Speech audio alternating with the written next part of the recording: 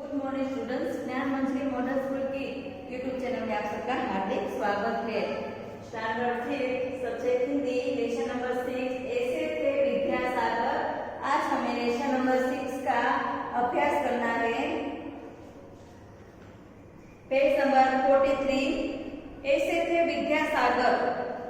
प्रेरक प्रसंग में भारत के महान समाज सुधारक, श्रेष्ठ शिक्षक तथा प्रसिद्ध स्वतंत्रता सेनानी पंडित ईश्वर चंद्र विद्यासागर के प्रेरक व्यक्तित्व से परिचित कराया जा रहा है। तो यहाँ एक प्रेरक प्रसंग के बारे में बताया गया है और वो है समाज सुधारक, श्रेष्ठ शिक्षक तथा प्रसिद्ध यानी कि प्रख्यात स्वतंत्रता सेनानी पंडित ईश्वर चंद्र विद्यासागर के यहाँ व्यक्तित्व के बारे में यहाँ हमें परिचित कराया जा रहा है। Page number 44। यह बात पश्चिम बंगाल के कोलकाता के मेदिनीपुर के वीर सिंह गांव की है। यह जो बात है वो पश्चिम यानी कि बंगाल के कोलकाता के मेदिनीपुर, एक गांव का नाम है मेदिनीपुर के वीर सिंह गांव की यह बात यहाँ की गई है। 26 सितंबर 1820 को ठाकुरदास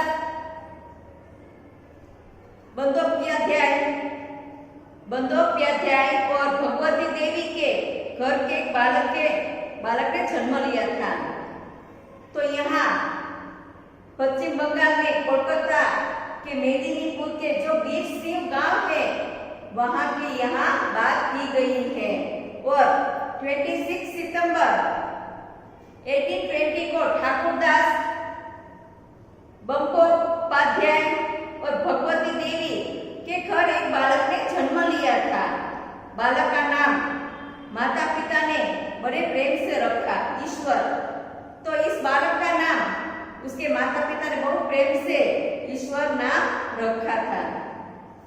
निर्धन यानी कि गरीब परिवार में जन्म लेने वाला ईश्वर बचपन से ही बहुत बुद्धिमान था। ये निर्धन यानी कि गरीब परिवार में जो ये बच्चा ने जन्म लिया था वो बचपन से ही बहुत बुद्धिमान थे, होशियार थे।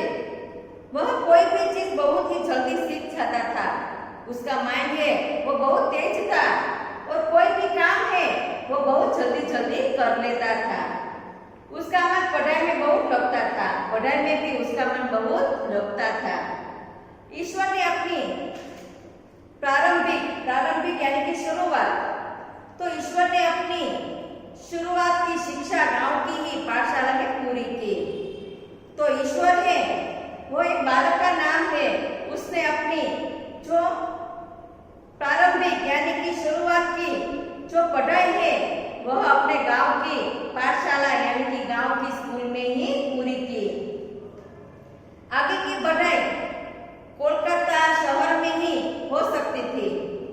निर्धन पिता के लिए ऐसी सुविधाएं जुटाना कठिन था। तो ईश्वर है वह प्रारंभिक यानी कि शुरुआत की जो शिक्षा होती है, शिक्षण होता है, वह अपने गांव में ही एक स्कूल थी, पाठशाला यानी कि स्कूल में ही उसने पढ़ाई पूरी की थी। और आगे की पढ़ाई भी इसी स्कूल में, इसी गांव में हो सकती थी, लेकिन उसके पिता निर्धन यानी कि गरीब पिता के लिए इतनी सुविधा जुटाना बहुत कठिन था, बहुत मुश्किल था। एक दिन उन्होंने अपने मालिक जगदुल्लभ सिंह से अपने पुत्र ईश्वर की शिक्षा में सहायता करने का अनुरोध किया। अनुरोध यानी कि प्रार्थना।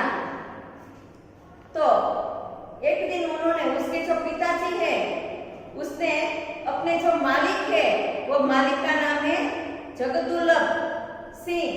तो उसने अपने अपने बेटे की बहुत चिंता हो रही थी, इसलिए उसके जो बालक का जो पिताजी है उसने अपने मालिक जगदुल्लभ सिंह के पास गए और अपने पुत्र के ईश्वर की शिक्षा में मदद करने की उसने प्रार्थना की। एक पिता का निवेदन स्वीकार करते हुए उन्होंने ईश्वर को साथ ले आने के लिए तो ईश्वर के पिताजी ने अपने मालिक को ईश्वर की पढ़ाई के लिए, शिक्षा के लिए सहायता करने के लिए उसने प्रार्थना की। इसलिए उसके जो मालिक है वो भी मान गए, लेकिन ईश्वर को साथ लाने के लिए कहा गया। ईश्वर उस समय 8 वर्ष का था। ईश्वर है उस वक्त 8 वर्ष का, यानी कि 8 साल का था। वह पिता के साथ कोलकाता के लिए चल पड़ा। ईश्वर है वह अपने पिताजी के साथ कोलकाता चले गए। रास्ता लंबा था, रास्ता बहुत लंबा था, इसलिए पिता रास्ते में पड़ने वाले मील के पत्थरों पर लिखे अंकों को दिखाते हुए बताते चलते थे कि हमने कितना रास्ता तय कर लिया और कितना अभी बाकी है।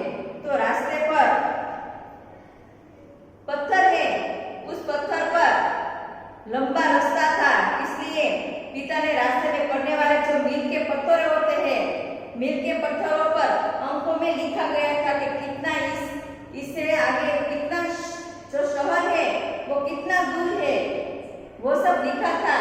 तो वह उसके पिताजी, ईश्वर के पिताजी है, वो रास्ते में पड़ने वाले मील के पत्थरों पर लिखे हुए अंकों को दिखाते हुए वो अपने बच्चे ईश्वर को दिखाते हैं और वह दिखाते हुए चल रहे थे कि हमने कितना रास्ता है वो तय कर लिया और कितना अभी बाकी है। तो इस पत्थर पर लिखा है, अंक लिखा है कि कितना बाकी है, कितना चल गए। तो उसके पिताजी है वो ईश्वर को बताते हैं कि हमने रास्ता कितना तय कर लिया हो और हमें कितना तय करना है, यानी कि हमें कितना आगे चलना है, वह अपने बेटे को बताते हैं। ईश्वर पत्थरों पर लिखे अंकों को ध्यान से देखता तथा पिता की बात को ध्यान से समझता।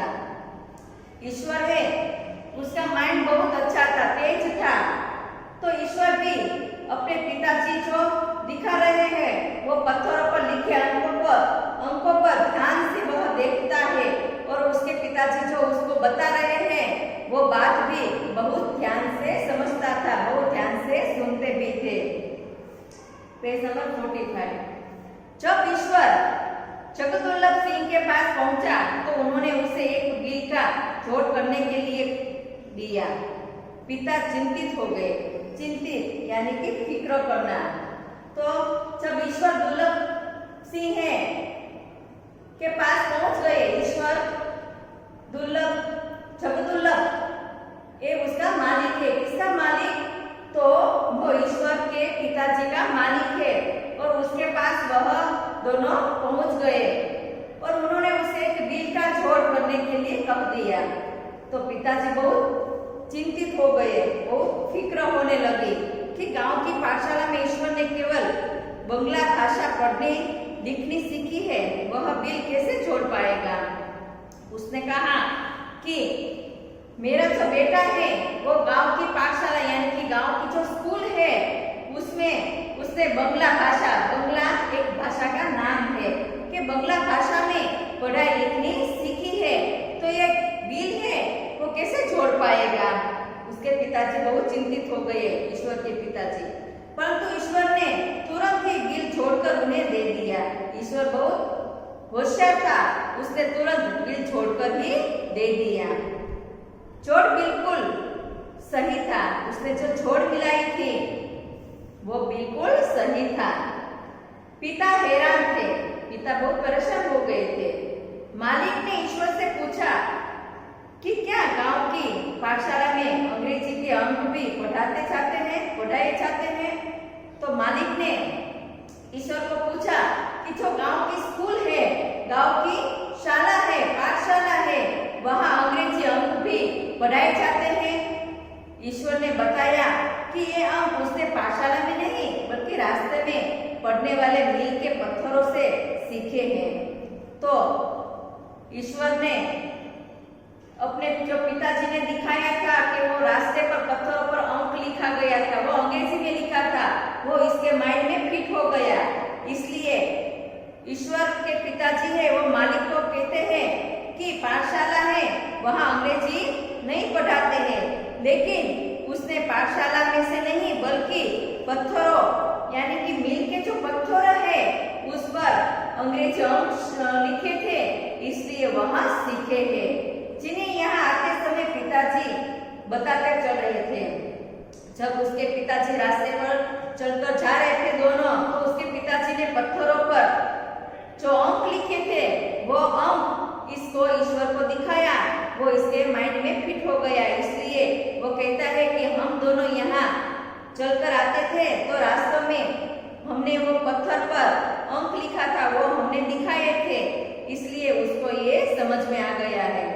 जिन्हें यहाँ आते समय पिताजी चल रहे थे, उसके पिताजी चलते हुए ये सारे अंक है पत्थरों पर मील के पत्थरों पर जो लिखा है वो सारे अंक उसके पिताजी उसको दिखा रहे थे।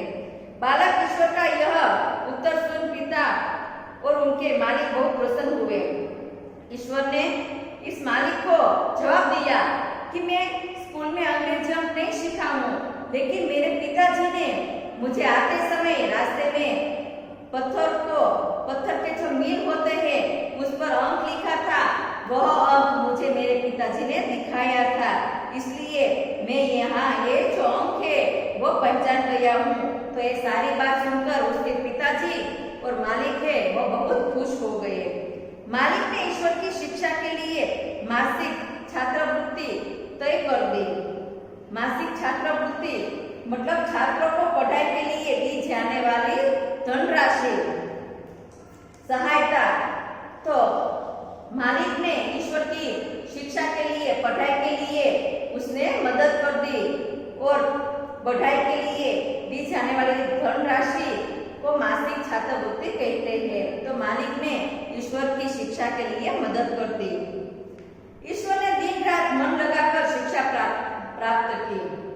ईश्वर ने अपना मन दिन रात लगाकर बहुत पढ़ाई में उसने मेहनत की और शिक्षा प्राप्त कर दी। वो सारा दिन रात वह पढ़ाई में ही मेहनत करने लगा और शिक्षा भी उसने प्राप्त कर ली। अपनी मेहनत और लगन के कारण उसे कई छात्रवृत्ति दी गई और उसकी पढ़ाई में जो बहुत मेहनत थी उसके लगन भी थी और मेहनत और लगन के कारण उसको छात्रवृत्ति भी कई जगह से दी गई। यानी कि पढ़ाई के लिए उसने धनराशि यानी कि उसको पढ़ाई में बहुत सारे लोगों ने उसकी मदद की, क्योंकि वह बहुत मेहनती था, वो लगन के साथ पढ़ाई कर रहा था, इसलिए उसको छात्रवृत्ति दी गई। धीरे धीरे ईश्वर की गिनती श्रेष्ठ विद्वानों में होने लगी। धीरे धीरे पढ़ाई होने लगी और बहुत श्रेष्ठ विद्वान भी बन गए। इसी कारण उन्हें विद्यासागर की उपाधि दी गई है। वो पढ़ाई में उसने बहुत मेहनत की, अपने दिमाग चलाया और लगन से बहुत अच्छी तरह से पढ़ाई की, इसलिए उन्हें विद्यासागर की उपाधि भी दी गई। अब लोग उन्हें ईश्वर चंद्र विद्यासागर के नाम से जानने लगे। अब लोग हैं वो केवल ईश्वर नहीं लेकिन ईश्वर चंद्र विद्यासागर के नाम से जानने लगे। विद्यासागर के नाम से इसलिए जानने लगे कि वह अपनी मेहनत और लगन से शिक्षा प्राप्त की और वह धीरे धीरे एक श्रेष्ठ विद्वान भी बन गए थे, इसलिए उसका नाम ईश्वर चंद्र विद्यासागर बन गया। ईश्वर चंद्र विद्यासागर एक श्रेष्ठ अध्यापक के साथ साथ एक देशभक्त, स्वतंत्रता सेनानी तथा एक समाज सुधारक के रूप में उभरने लगे।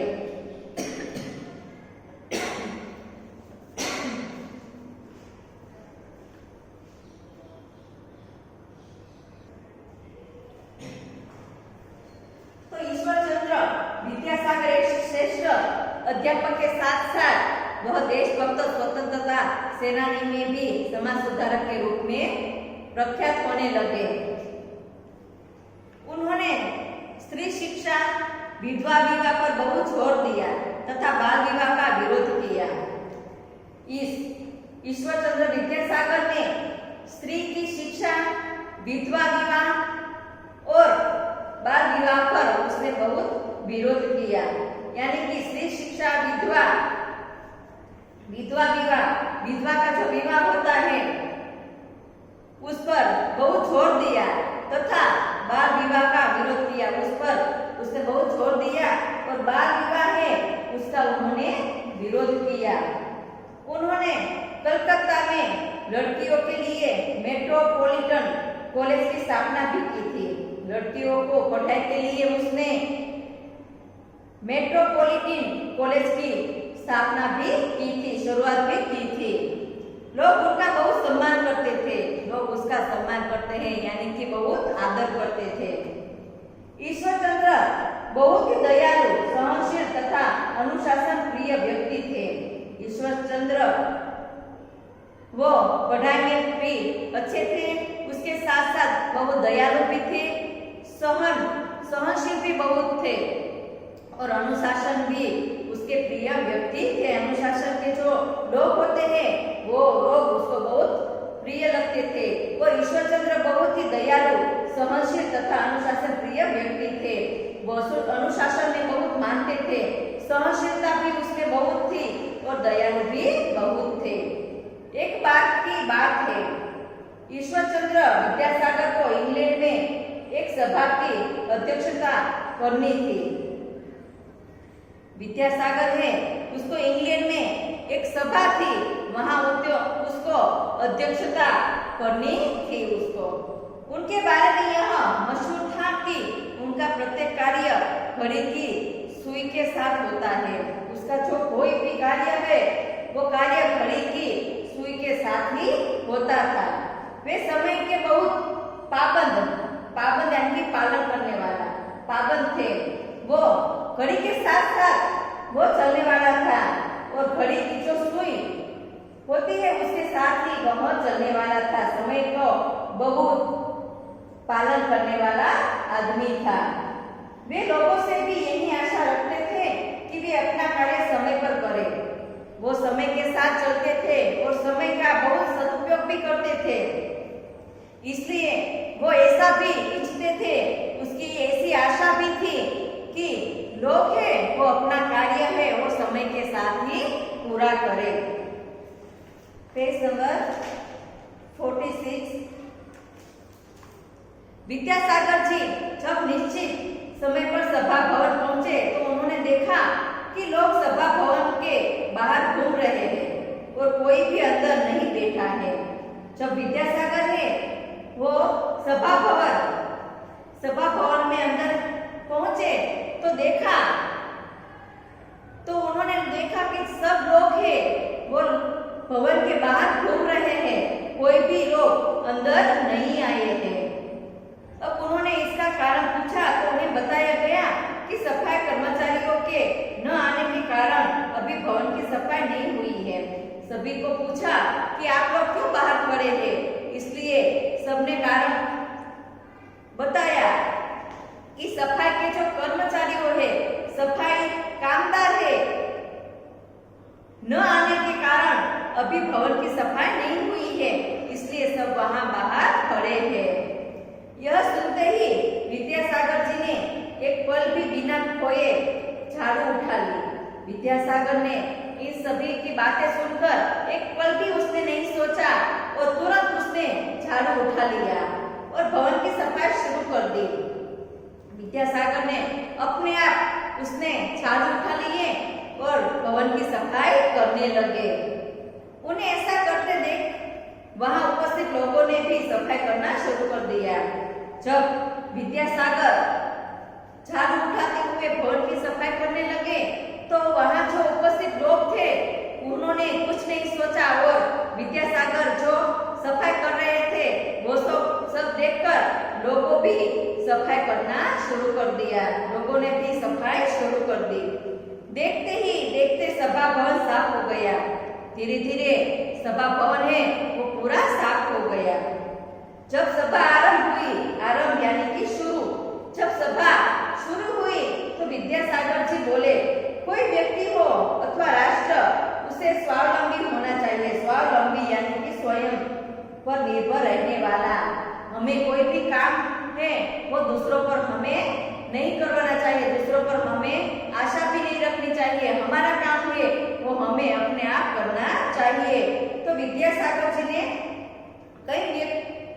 कोई व्यक्ति हो या राष्ट्र, उसे अपना काम अपने आप ही करना चाहिए और स्वनिर्भर रहना चाहिए, ऐसी बात बताई। अभी आप लोगों ने देखा कि एक दो व्यक्तियों के न आने से हम सभी परेशान हो रहे थे। सफाई के लिए दो तीन व्यक्ति थे, वो नहीं आए थे भवन में सफाई के लिए। तो जो सभा के बाहर यानी कि भवन के बाहर जो लोग थे वो सभी खड़े हुए थे और वो भी परेशान हो गए थे। इसलिए विद्यासागर है वो कहते हैं कि एक दो व्यक्तियों के न आने से हम सभी परेशान हो जाते हैं। हो सकता है कि किसी दिक्कत के कारण वे यहाँ न पहुंच सके। उसने कहा कि यहाँ सफाई के लिए दो तीन व्यक्ति न आए तो उसके लिए बहुत सारे लोग हैं वो परेशान हो जाते हैं, लेकिन उस सफाई वालों को भी कोई दिक्कत होगी, कारण होगा, इसलिए यहाँ नहीं आ पहुंचे होंगे। क्या ऐसी स्थिति में आज का कार्यक्रम रोक दिया जाता? विद्यासागर है वो कहते हैं कि सफाई न होने से क्या यह जो आज का कार्यक्रम है, प्रोग्राम है, वह रोक दिया जाएगा? यदि ऐसा होता तो कितने व्यक्तियों का आज का श्रम और समय बेकार हो जाता। विद्यासागर ने कहा कि हम जो आज का कार्यक्रम बंद कर देते, रोक देते, तो आज कितने व्यक्ति यहाँ पर आए हैं, उसका आज का जो श्रम है और समय है वो सब बेकार यानी कि बर्बाद हो जाता है। प्रत्येक व्यक्ति को स्वावलंबी होना चाहिए। सभी व्यक्ति है उसको अपने स्वयं पर निर्भर रहना चाहिए। श्रम और समय बेकार हो जाता और हम किसी पर डिपेंड रखे तो हमें समय भी बर्बाद करना पड़ता है। इसलिए प्रत्येक व्यक्ति को स्वावलंबी होना चाहिए और वक्त पड़ने पर किसी भी कार्य को करने से पीछे नहीं हटना चाहिए। उसने कहा कि हमें अपना काम अपने आप ही करना चाहिए और स्वयं पर निर्भर रहना चाहिए। कोई भी कार्य हो, कोई भी काम हो तो उस काम को करने में हमें पीछे हटना नहीं चाहिए। ऐसे थे विद्यासागर ऐसे थे। समाज सेवा और देशभक्ति के लिए प्रसिद्ध यानी कि प्रख्यात तथा एक शिक्षक के रूप में विशेष योगदान देने वाले ईश्वरचंद्र विद्यासागर का निधन 29 जुलाई 1891 को कोलकाता में हुआ। ये विद्यासागर है वो समाज सेवा और देशभक्ति के लिए प्रसिद्ध हो गए थे, फेमस हो गए तथा एक शिक्षक के रूप में भी बहुत फेमस हो गए थे। और ईश्वरचंद्र विद्यासागर का जो निधन यानी कि मृत्यु 29 जुलाई 1891 को कोलकाता में उसका मृत्यु हो गया। उनके जीवन से जुड़े ये प्रसंग सदैव हमें प्रेरणा देते रहेंगे, लेकिन उसका जो जीवन है वह हमें आगे बढ़ने के लिए और अपने स्वयं पर निर्भर रहना और समय के साथ चलना, ये सब हमें इस विद्यासागर के प्रसंग से ही हमें प्रेरणा देती है। तो इस पाठ से हमें यह सीख मिलती है कि हमें भी समय के साथ चलना चाहिए और हमें किसी पर निर्भर रहना चाहिए। हमारा काम है वो हमें खुद ही करना चाहिए, किसी पर हमें डिपेंड रखना नहीं चाहिए। शब्दार्थ: निर्धन, गरीब, प्रारंभिक, शुरुआती, अनुरोध, प्रार्थना, विनय, स्वीकार तो मान लेना, चिंतित, फिक्र करना, स्वावलंबी, स्वयं पर निर्भर रहने वाला, मासिक यानी कि महीने में एक बार, छात्रवृत्ति यानी कि छात्रों को पढ़ाई के लिए दी जाने वाली धनराशि, पाबंद मतलब पालन करने वाला, आरंभ मतलब शुरू।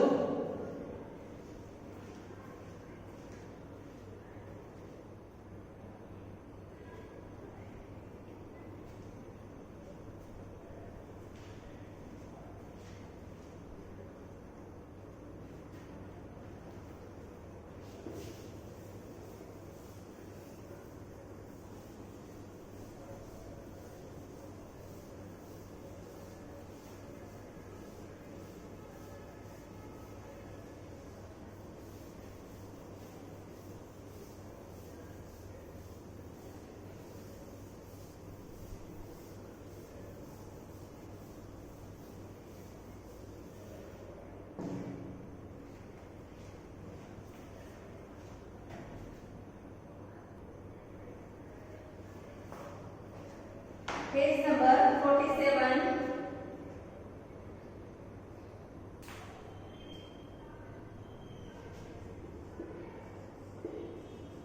47 में अभ्यास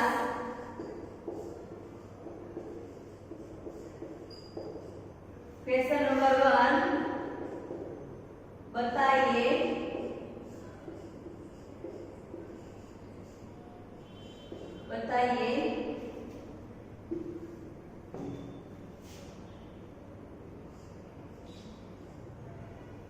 और लिखिए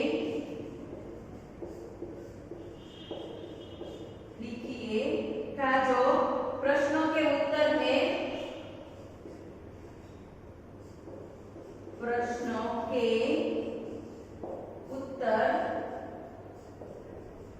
उत्तर है वो मैं पीडीएफ में ग्रुप में रखने वाली हूँ। तो आपको इस पीडीएफ में से क्वेश्चन के आंसर देखकर पेज नंबर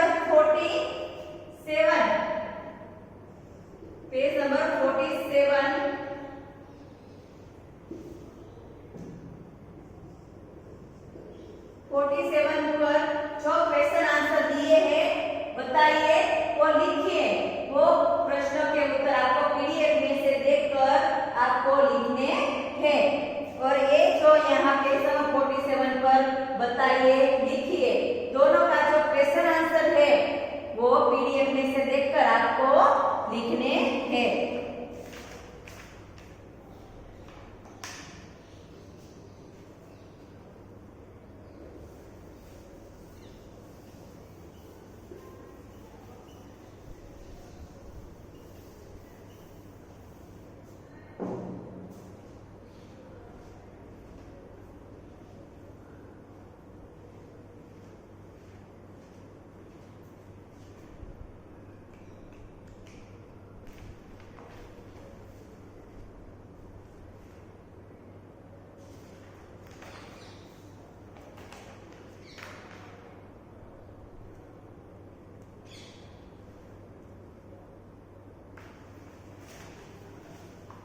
पेज नंबर 48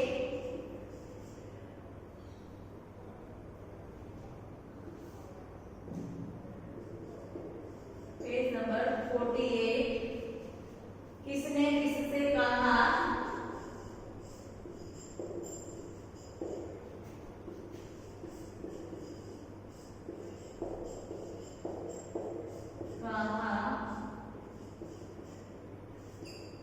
इसमें क्वेश्चन नंबर क्या गांव की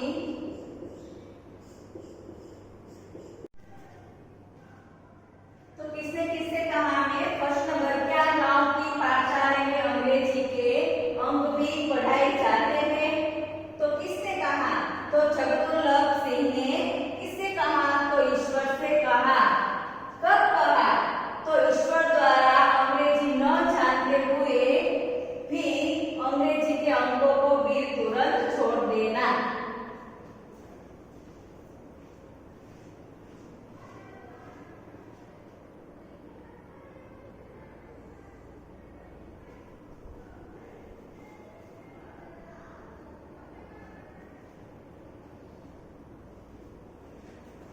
होमवर्क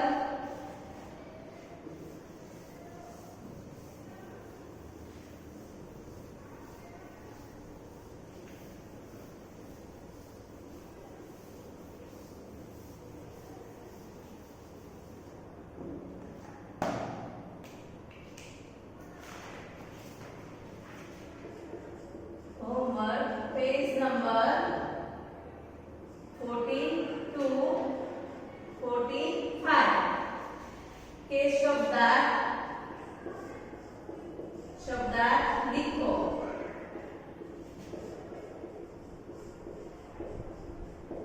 वो आपको हिंदी की नोटबुक में